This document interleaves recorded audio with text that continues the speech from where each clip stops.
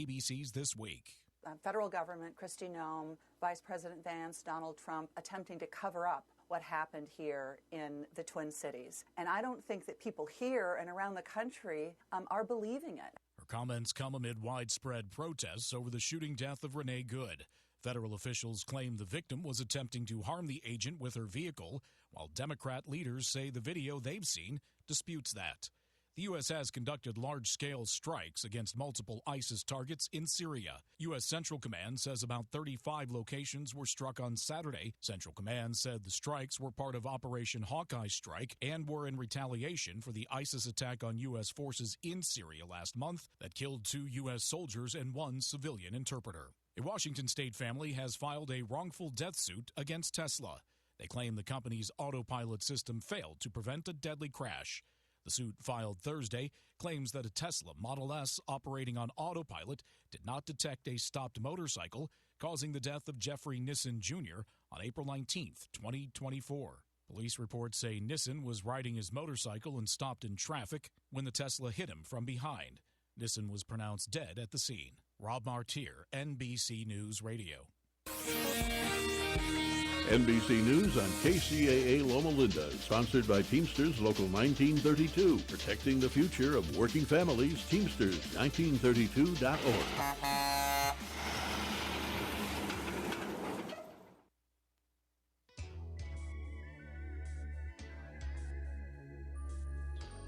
You didn't play the right one. Let's go ahead.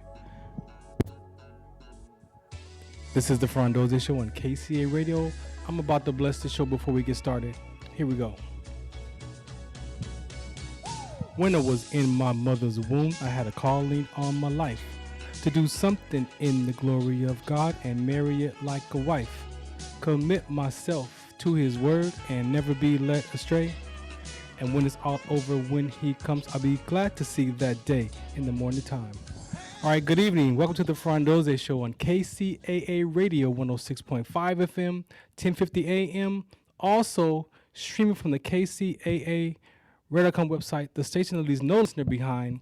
And we got an app too. So go to whatever you on your iOS, Android, download the app, and you can now listen to us anywhere, anytime on your device.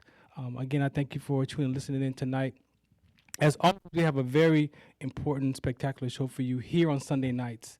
You can also catch me on Wednesdays at MB Radio. That's right, the Military Broadcast Radio Network. The Farron Dozier Show is over there as well on Wednesdays at 4 p.m. Pacific time. And this year, we're still doing Beyond 2D with Jessica. However, we have moved from the second and fourth Tuesday to the second and fourth Wednesday.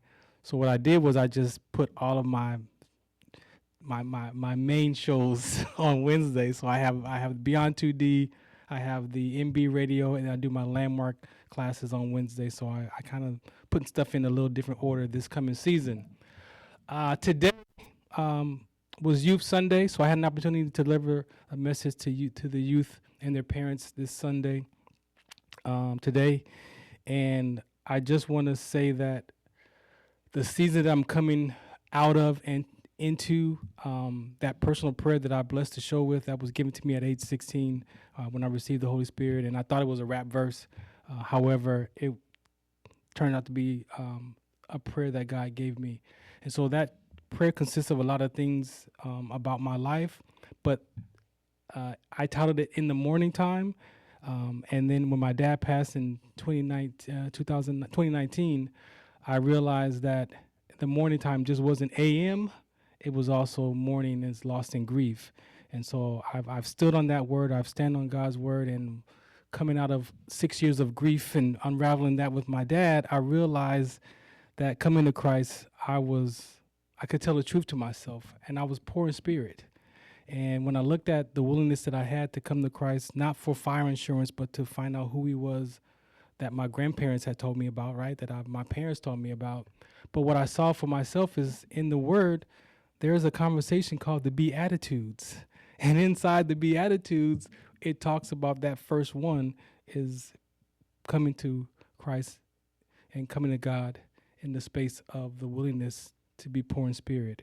And in unraveling the grief around my dad, I also discovered that I had not been being vulnerable for 41 years. So living from 14 to 55 that I'm not going to be vulnerable and I have to defend myself in relationships, you can only figure out how my life has gone since the age of 14 to 55.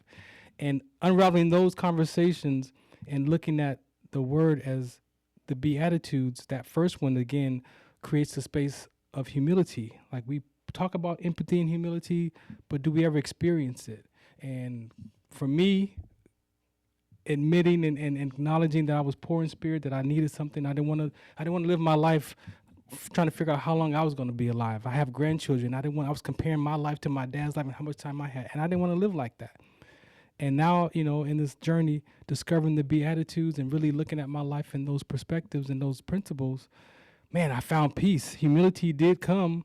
And then the next one is those that are mourning, that they will be comforted.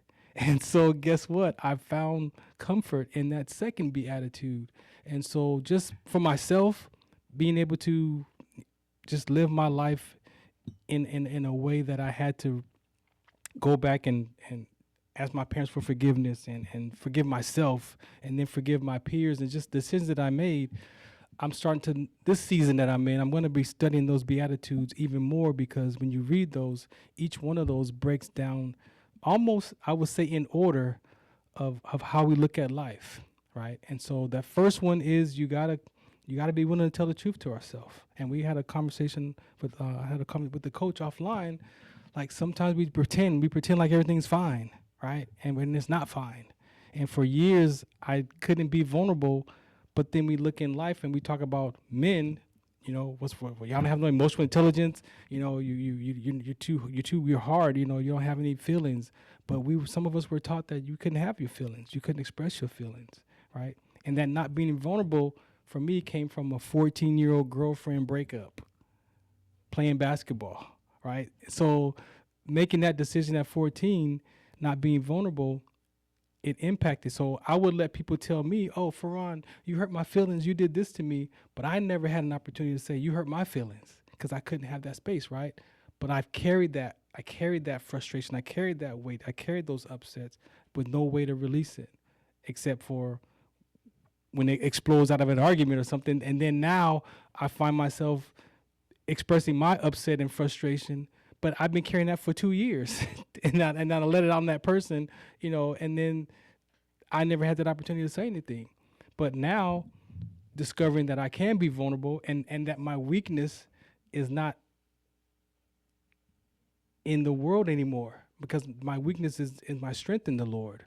So there's a totally different conversation that when you talk about the spiritual context of conversations versus what the world has to say. And a lot of times the world has men where you can't express yourself, or we don't have the words, or it leads to domestic violence, because we run out of words to say, so control by dominance, and it leads to those kind of conversations. But for myself, I'm just in another level of great space because I was willing to do the work. And as we have these conversations tonight, we're going to touch on some of this, because it's not just men, women, but it's people. And even in sports, looking at myself as a military veteran and an athlete, that identity crisis, that mental toughness was so important. But that depression and anxiety that I experienced was nothing I had ever felt before. It was different, right? And sometimes even as athletes, we deal with a lot of identity crisis, and we've been playing basketball since we were 2, 3, 4, 5 years old. But what happens when that uniform comes off? What happens when that athlete playing football, that jersey comes off? And who are you? Who are we? And those are the conversations I have around sports. So I appreciate you for listening, tuning in. I thank the New Earth Christian Church, Pastor Larry, for allowing me to be a part of that ministry and to share on second Sundays. And if you want more information, you can go to farrond.com and you can pull those conversations up. I'm going to play a PSA. This show is brought to you by my sickle cell trait prevention organization called What's the Count on Sickle Cell Trait Prevention. So if you have information, you hear these PSAs, you want to talk, WDCONSCT.org. It is a very important conversation. It's a public health issue. And again, it impacts a lot of military and athletes to the point where they have to have sickle cell trait screenings to play sports in college today, right? So it is a very important conversation. This is one of my PSAs, and then we'll come back after this break. The Farron Dozier Show on KCA Radio. Do you remember studying sickle cell in biology class? What's the Count on Sickle Cell Trait Prevention is here to bring you awareness, education, and prevention conversations around the risk factors of this inherited gene. Visit wdconsct.org.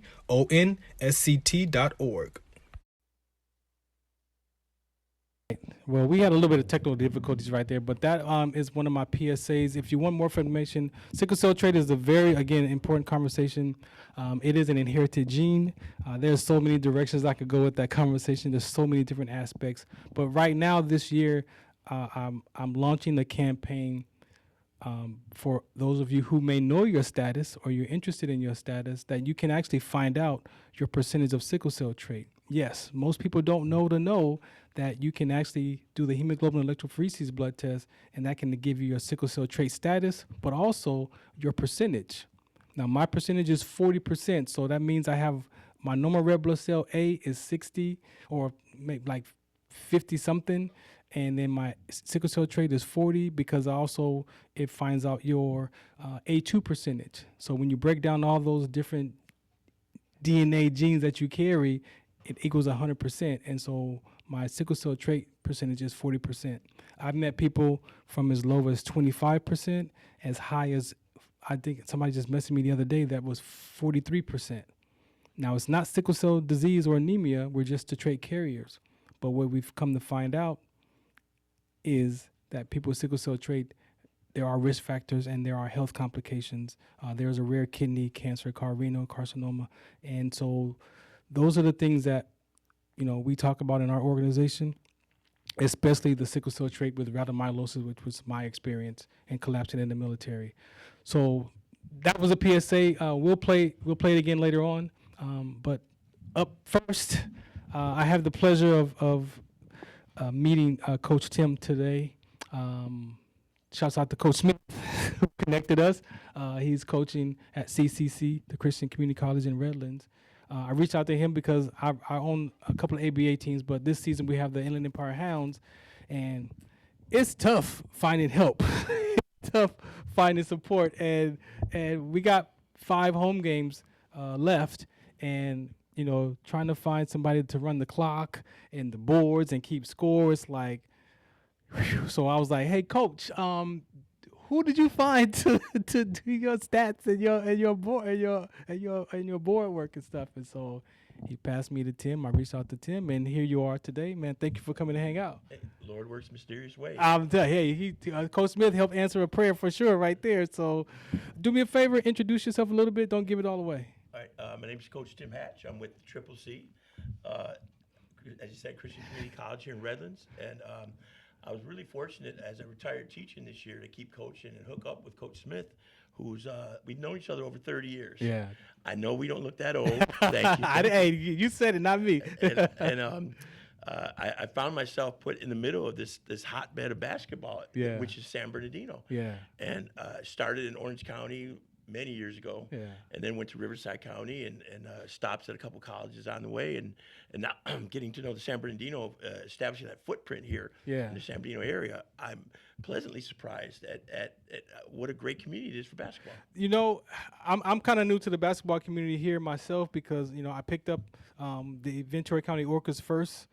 As I shared with you a couple years back, we had our first season last year, and then my friend Rob, who owned the Inland Empire team, had a loss in the family, and so he came to me about taking over the team. We had known each other since 2019 when there was a IA Emperors, when I was doing the media for them, and he was a player. So he became an owner, and so just being in this whole basketball world now is just is different. You know, this area, as we spoke earlier off air, you got Cal State San Bernardino, Yeah. was nationally ranked and always, believe they were in the finals 2 years ago. Then you have San Bernardino Valley College, Yeah. Which is also a really high level program. And then we want to get that footprint in the area and establishing communications and expanding our brand. Yes. And there's guys like Dario Bahamontes at Redlands East Valley. Dario's one of the most gifted players I've seen, and hope we're the first on board with this guy. Yeah. A 6'6" wing who set the school record for single game rebounds last week. 27 rebounds in a game. His teammate, Damaj Moore. Damaj is a leading scorer in the league. Wow. There's 2 seniors Yeah. that we'd love to have. Then Baraka Thompson over at Summit up here in Fontana. Yeah. Summit program is like 15-4, first in their league, and Coach John Romanoli has that program humming. No And they kidding. get going. And then I have Garang Nagodi from Redlands Christian Academy. Arrowhead Christian Academy, sorry. Sorry about that, Garang, didn't mean to mess that up. 6'9" wing. Wow. And Coach Lance over there, I went to one of their practices, and he's so detail-oriented. A shout-out to Coach Lance and the way they run programs. And that's just scraping the top of some of the talent we've seen. I would have never thought in the Darian Inland Jones, Empire. he's down in Corona, but Darian Jones, a guard that I love, is a point guard. Started out as a post player as a junior. Now, Darian, if you're listening, I hope you are. This is not a knock against you. When you walk in the gym, you see Darian, you don't see that Greyhound athlete. Yeah. But when he plays, he's so deceptive. He's so good. Yeah. And he's their point guard now. And I watched him almost triple-double in the championship game of San Bernardino Aquinas tournament. What? And they're all, the thing about all the kids that I've talked to or I've seen is their humility. And every one of them, I talked personally in private conversations. Yeah. They're all very mature and humble. Okay. And one of them, I believe Darian told me, I said, "What's your goal? What do you want to get out of this?" Yeah. And first thing I'll always ask, "Do you love basketball?" Mm. And if they hesitate, I'm walking out. And because there can't be a hesitation about that passion and that love, because basketball is a jealous mistress. Oh. And if you take time away from, I know. Yeah. I know. I just told you I broke up with my girlfriend at 14 see, playing basketball and because I was Darian, not paying attention to her. I believe it was Darian told me. He said, "I just want to keep grinding, and I want to make the best out of this and go as far as I can go." Yeah. And what we offer is a chance to do that, staying at home, still get mom's home cooking. Yeah. And you get to sample Division I National Junior College basketball. We traveled to Arizona. We traveled to Oregon. Next year, Utah. Yeah. And we play the best. And it's no knock against our local community colleges because I've coached there also. Yeah. But it's an option. Yeah, it's an option. And I appreciate you for sharing that. In our world of the ABA, and looking back, going back to the high school level, even to the JC, and then those that want to go to, college or transition overseas basketball, I appreciate the ABA for being that stepping stone to where, I wouldn't say it's your last opportunity, but it's an opportunity for you to, in that transition of trying to figure out, right, if you don't make it to college or you don't make it to that next level, that you can play in the ABA as a stepping stone and then stay in shape, get some video, get some stats, and use that towards your resume. I want to share a quick story that we did not share. I'm a talker. Yeah. The Lord gave me the gift of gab. I love to talk, but I had a player who, one of my former players is the father of a player at Harupa Hills. He became a pro wrestler. And I didn't talk to him in 30 years, and I went to a game recently, Summit against Harupa Hills. His name is Aaron Aguilera. And I hooked up with Aaron, and it was like old times. Yeah. 30 years ago when I coached him, have gone by quickly. Well, he shared with me a phone number of a player, another player that I called real quick. In the old days, there was 4 levels of high school: freshman, sophomore, JV, varsity. Right. And this was a player down in Orange County. His freshman year, we kept him as the 18th guy. Then his sophomore year, he was the 10th guy. His junior year, we put him on JV. He was our leading scorer. Varsity, he set the school record in threes. Wow. So the thing was, he developed Yeah. over time. Yeah, right. And a lot of our players that you're talking about, they find that passion late, but it's not too late because the ABA is there as a place where they can land and see their level. Exactly. No, I appreciate that. One of the conversations I want to have as a panel discussion after we bring our next guest up is for basketball. And maybe it's hearing what you're saying about the high school level, because I haven't experienced that in some years, but just coming to the level of where I'm at today, and you look at social media, the fundamentals of basketball seems to be lacking. Do you experience that at all? Yes. Unfortunately, social media is a blessing and a curse. Yeah.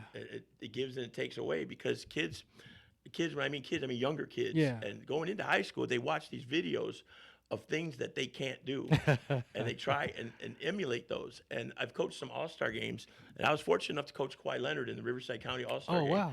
And one of the things I told the players from the beginning is there's a lot of scouts here, a lot of colleges, recruiters.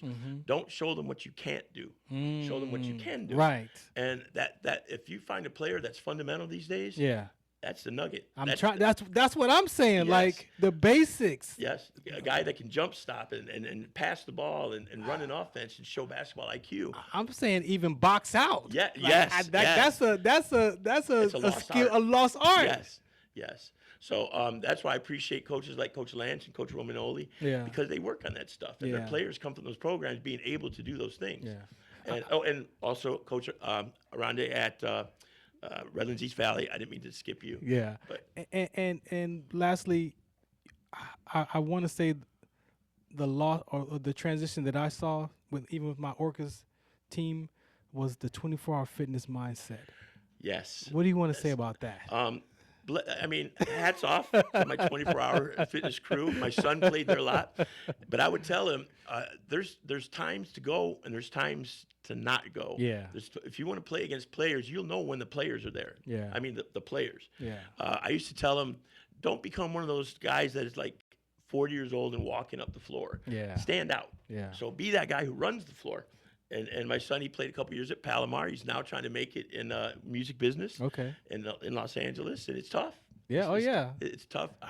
That's a cutthroat. That's another identity, music artist. Yes, I mean, so basketball wise, we're not as cutthroat. Yeah. And I coach golf, and golf is a sport that you help each other. I've never seen anything like it. Yeah. Where you're out on the course, you're going to your opponent, but you're helping each other. Yeah. And golf for me was very zen. Yeah. I found out that I had to get 2 stents.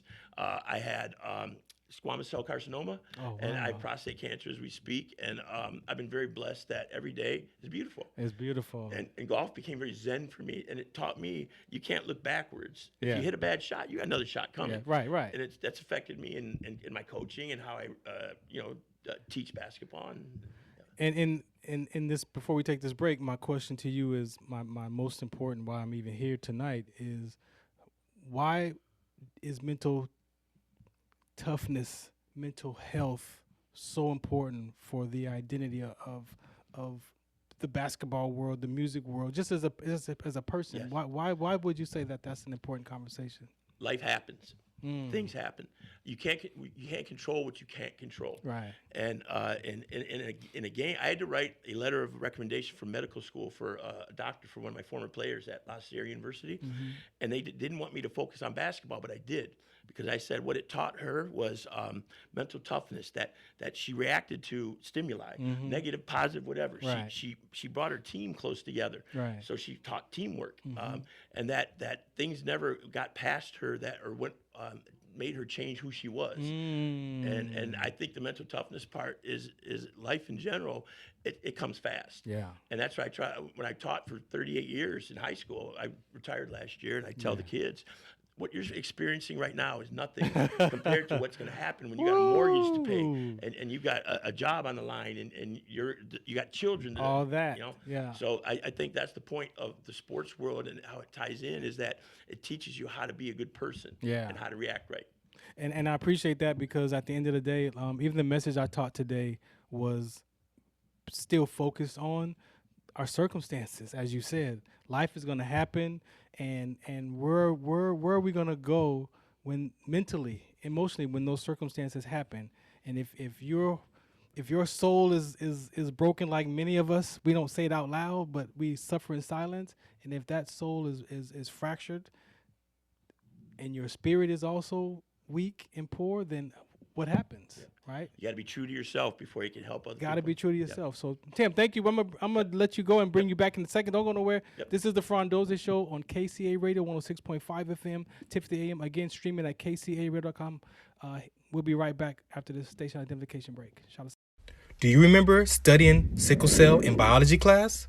What's the Count on Sickle Cell Trait Prevention is here to bring you awareness, education, and prevention conversations around the risk factors of this inherited gene. Visit wdconsct.org.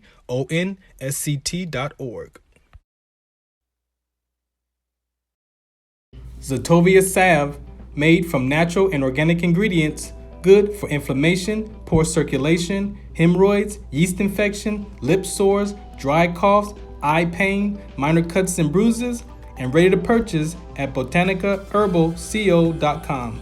botanicaherbalco.com. botanicaherbalco.com.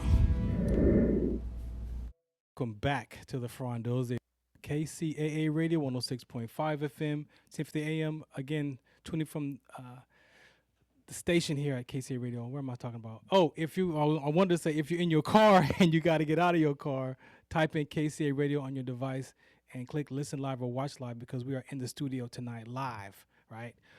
Just got done talking with Coach Tim and my next guest, Mr. Jackson. How you doing?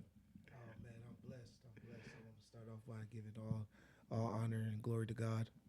Appreciate you for coming tonight, man. Do me a favor, introduce yourself a little bit, but don't give it away. Okay, I'm Jackson and Suds. Jackson and Suds Automotive Detailing Service. I'm here out of the Inland Empire, and I specialize in ceramic coating and big panel work. I do everything from boats, RVs, to airplanes, and also vehicles. And the way that I got, connected with Farron was throughout the sponsorship program throughout the Inland Empire Hounds. Yeah, and I appreciate you. Like I said, I took over the Hounds last season, and I saw your logo on the jerseys and stuff, and I was like, "Who's this?" And they're like, "Oh, that's Jackson Suds, one of our brand partners and stuff." And so, coming into this season, I wanted to reach out to you and get to know you for myself, introduce myself, and we actually had some good conversations. Yes, we care about some of the same things as far as we were talking about with Coach Tim, the mindset of us as not just being athletes but people, right? And for you, let's go back in time a little bit. Who was Jackson growing up in his environment? Let's go back in time a little bit. Oh man, Jackson growing up was just that fun. Grandma's baby, He was just that kid on the block, smiling, loving. I've always had that spirit inside of me, very kind, willing to share the different knowledge that I was able to withhold, and just caring, kind-hearted young man. Yeah. Growing up in your environment, where would you say? I know we're gonna talk about football, but in your environment, if you say who encouraged you in that mental toughness, mental health space, who would you give that acknowledgement to? Grandma or coaches? Or I would honestly give that credit to, just say for instance, like before I was all the way acknowledged on the game, which is like the walk of life. Mm-hmm. It was like, what I mean, the idols of the TV. It was those, just say for instance, those Deion Sanders, or it was that Lil Wayne's of the world. It was I reached out growing up without that father figure in the house. I reached out to a lot of the idols which was presented to me throughout TV, or maybe the coolest guy in the neighborhood. Yeah. That was the kind of influence that I had and started with growing up. Okay, I appreciate that. You got into football. We talk about football. We do a sports segment here, so let's touch on that. What had you get into the football world growing up? Oh man, there is nowhere I could walk without getting recruited. I'll be at the Stater Brothers with my grandma. I'll be at the, Ralph's or different stuff like that. And one of the coaches will walk by. Maybe somebody, maybe like Coach Tim will walk by and say, "Hey, what you feeding that boy?" And different stuff like that. So I've always been a big guy. Yeah. So that's what led me more to the football world. But my first love is basketball, but Really? my jumper just didn't come together like Brigitte Flanneau. You know what I mean? Our point guard for the house. Yeah. I couldn't get that jumper right. I was blessed to be 6'3", 300 pounds, so I made a better offensive lineman. No doubt. So my football segment is called Fourth Down. Okay. So looking back in your football experience, in your football world, when you hear fourth down, what does that mean to you? Fourth down. Oh, that gets me excited. That gets me excited. Just hearing fourth down right now, especially as an offensive lineman, it doesn't mean that it's over. It just means that it's just getting started. You know what I mean? We like to put our hands in the ground. I'm pretty sure Coach Tim was familiar with those Kaiser Cats of the 2010, 2000 and you know what I mean, era like that, you know, the decade of dominance to where we just put our hand in the ground. Right. We ran a power G, you know, 60% of the plays, and we just came, you know, straightforward, you know. So fourth down would mean, to me, you know, it's the party's just getting started. Yeah, it's time to get going. Now, the other part of that fourth down conversation is what ended the football career experience for you, that fourth down? That fourth down was called injury. Yeah. So a lot of athletes, you know, deal with injury. Yeah. Even if it's not injury to them, you know, physically, it could be injury to their main man, their just say for instance their quarterback that they grew up with. That could affect the team or a player as well, seeing your buddy go down in battle, you know what I mean? Yourself and then, you know, because different it's an energy that's soaked up looking to the side and knowing in the battle, like you got me like I got you, and not having that guy next to you, sometimes it could waver the spirit or the faith in the game. So wow. You know. I don't think I've ever heard somebody articulate it that way. Yeah. And I can relate. I'm sure Tim can, because as veterans in the military, that is that same mentality that we share as soldiers and athletes. It's that same mindset of I got your back, you got my back. We've trained together, we developed together, and then to see your friend or your fellow soldier go down, like that's it has you question your own career sometimes. So I appreciate you for saying that, man. That's real life. Yeah, that's why I just wanted to touch on it from that perspective, you know what I mean? Because sometimes it's not always what happens, you know, directly to you. For sure. It could still affect you, or, you know, vice versa. That's man, you got me with that one. I felt that, for sure. Coming out of the football world, what was your what's next? I mean, you have this identity, the basketball world, the chasing hoop dream wasn't really there. You did the football, life-changing circumstances. How did you figure out what's next for you? Okay, so what was next for me is how I figured it out was product of the environment. What happened next in my chapters, you know. I'm a product of, you know, Fontana, California. Okay. So I grew up around the, you know, industry of like trucking, warehouse, you know, different industry like that. So once football was a no-go, I can literally drive within 1 mile to 2 miles of my house, and the warehouses start, and, you know, the different trucking companies start. So I never felt like exactly my back was against the wall, because I looked over my gate of my house and I saw opportunity, right? You know what I mean? Yeah, so that's what was next in the chapters of my life was I went straight to work. Yeah. I went straight to work, turned 18, and went straight to work. Yeah. Now, is mom and dad conversation off the table, or can we touch on that? We're open. Okay we're open to that. I think that it'll be beneficial to you know what I mean, the listeners, and just if anybody could take anything away from it, then I feel like it's worth sharing. For sure. So let me create the context. I know for myself, I went at 40 years old and went to my mom and dad for forgiveness. Right. A lot of times children wait for their parents to come to them for forgiveness, but at 40, I discovered that my parents. They had me as a teenager. They was dealing with a lot of stuff in their own life. They were still children too, right?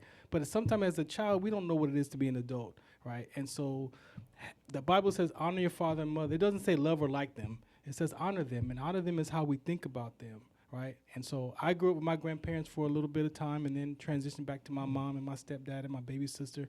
Like those kind of emotional things for me was emotional.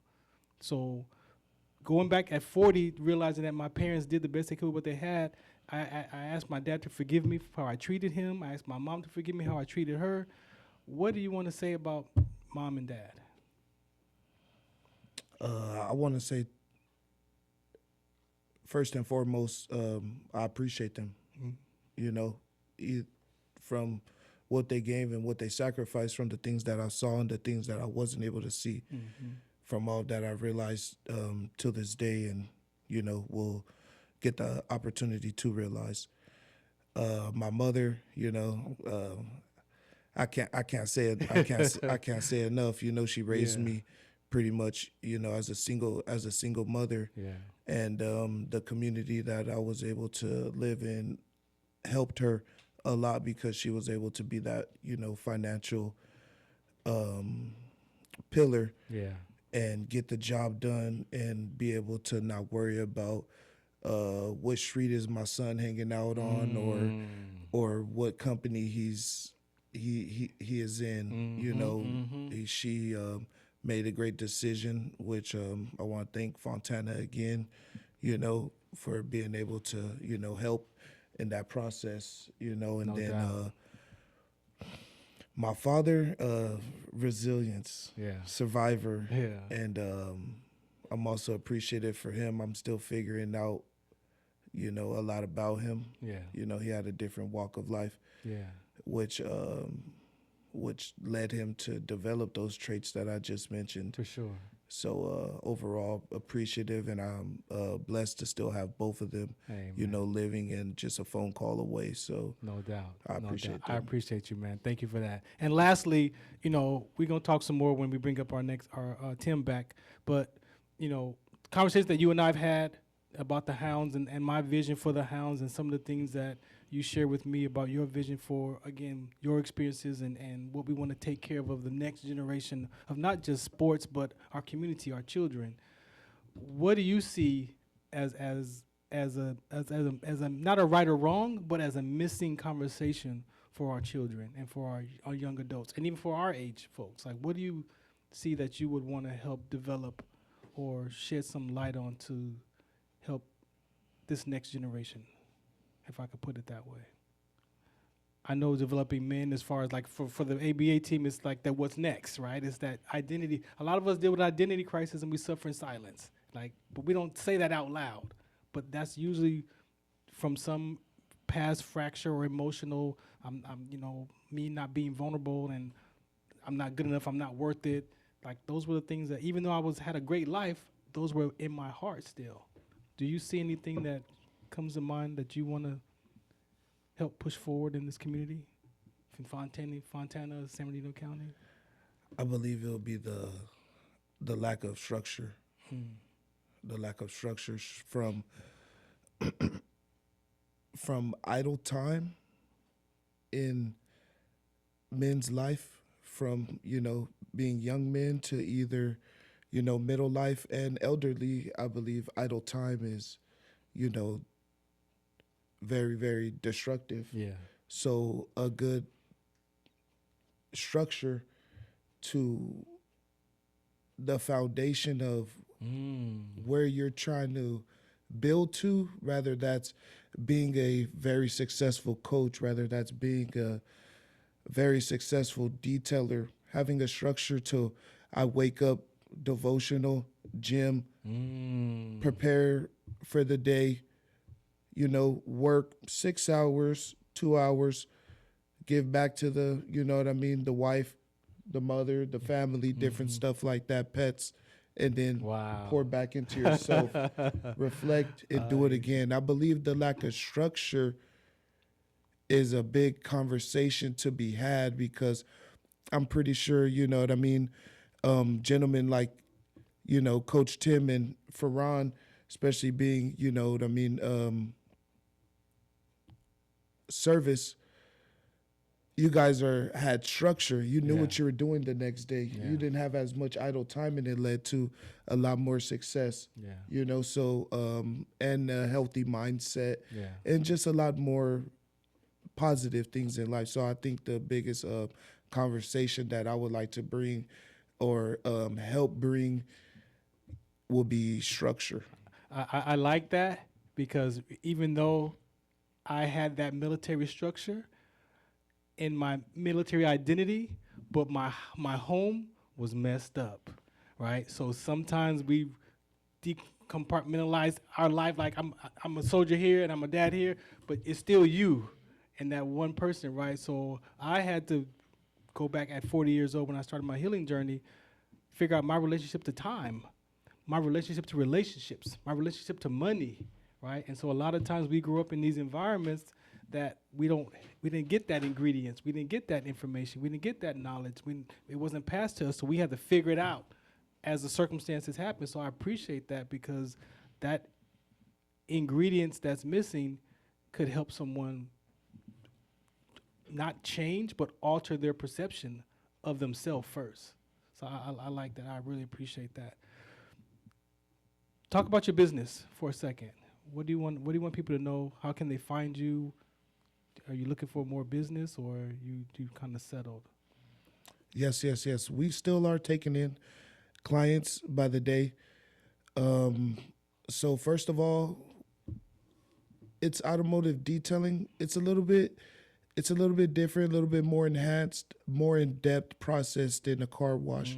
So automotive detailing, what I'm looking to do here is, first of all, bring knowledge to the client, because I believe if the client knew better, then most of the time they do better. Right. It's a lack of knowledge right now that's leaving the gap between somebody driving through a self-serve car wash and calling over a detailer or taking it to a detail shop. A car is one of the biggest investments that people make in their life most of the time after a house. If you don't have a house, most of the time, hopefully God bless you with a vehicle. That's some of your biggest assets in life. So you should protect it, just the way when you buy an iPhone in the store, you don't leave the store without getting a case or a screen protector. Right. I do the same thing for vehicles. I basically, put different, waxes, sealants, or specializing in ceramic coating to help put that vehicle in a time capsule so you can enjoy it at its peak. At its peak for the longest time possible. Yeah. So like preserving it, and I've been doing this. 2026 is my 10th year. Wow. So I'm well seasoned in the industry, still eager and humble to learn and further my skills in the industry, so I can bring the greatest service to my clients. No because at the end of the day, I'm a member of Serving Branch Ministries, where we're safe to serve. So this is a service that I'm performing in my ministry. So I just try to do my best, and I give all my glory to God. I appreciate that, man. Thank you. We are going to take another public service announcement break here. This is the Farron Dozier Show. Jackson Suds, where can they find you on your social media? I got you tagged on myself, but where can they find you? At Jackson Suds on all major platforms. All major platforms. This is the Farron Dozier Show on KCA Radio, 106.5 FM, 1050 AM. Again, at kcaradio.com. Shout us out, what's the count? Muchos de nosotros nos vemos afectados por la enfermedad de células falciformes a diario, y un número creciente simplemente no nos damos cuenta. Los impactos de esta enfermedad afectan a todas las personas, y en especialmente a las personas de color y con antecedentes diversos.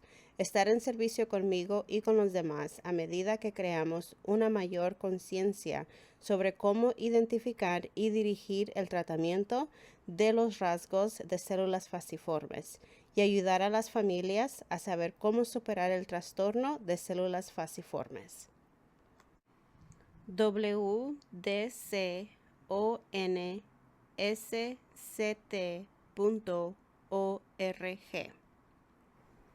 Gracias por su atención. Muchos de nosotros nos vemos afectados por la enfermedad de células falciformes. Out and have a conversation with me. Thank you so much. All right, so I want to open up the conversation if you heard anything, you was expressing some conversation that you heard. So let's go, Tim. What do you want? Yeah, Jackson, you had me over there. I was buzzing, man. I was ready to jump. You hit some great points, and one of the things was you asked about our youth and how things we could do. I worked with a gentleman named Brandon Franklin. He played for me, and one of the most beneficial things about coaching is as players come back, and I love when they come back. I just went to a wedding of one of my players last week in LA. It was beautiful because a bunch of the teammates showed up. It was cool. But anyway, Brandon Franklin at POW Athletics, what we do youth basketball games. At the end of every game, we turn, after we shake hands, we clap for the parents. And I call that an attitude of gratitude because that somebody went out of their way to drive you there. Somebody paid for those shoes you're wearing. And that's the thing I try to tell the kids. And when we have practices, I make them go up in the stands and say thank you to somebody. Yeah. Go walk up there, shake someone's hand. Somebody got you here. Yeah. And I think that one of the things is our youth today has to understand that it's not all out there for free. Yeah. And somebody's paying a price, and as a parent. And the second thing, opportunity. That was beautiful because life gives you opportunities. And I was telling Farron earlier, we talked that people. Luck isn't out there. Yeah. You make your own luck by working super hard, and that creates that luck because you're grinding away. And listen to you talk, you grind away, and that's awesome. I love hearing you. Yeah. And I'm sorry, I didn't mean to dominate. No, you're good. No, the you're last good. part, you really struck me was the structure. So getting out of the military, I suffered a little bit because that structure's gone. No one's telling you where to go, when to go. And then retiring from teaching, same thing. I had a structure. I knew when I was going to. Guys, I lost track of days. I would forget what day it was because at school, I know on Wednesdays are the late start day. Right. You know, Thursdays or whatever day. And I would drive my daughter to school in the morning, and I would just be like, okay, now what? You know? And so I appreciate you saying that because as far as mental health goes, that structure, I never thought of it that way. Yeah. And that was very profound. And I appreciate you for that because now, I coach in the evenings, and I was working at a basketball academy in the mornings, and I brought myself back into the structure without knowing I did that. Yeah. So, man, you're all right. I like that. That's beautiful. I appreciate that. You're all right, Coach. You're all right, Coach. Anything you heard during his segment or anything you want to bring up that we didn't touch on? Is there something you want to discuss or is anything that you kind of heard or? Not at the moment, but I did use some of the knowledge that I was able to gather. I asked Farron just if I could come by and be a fly on the wall. He gave me the opportunity to get on the mic and in front of the camera.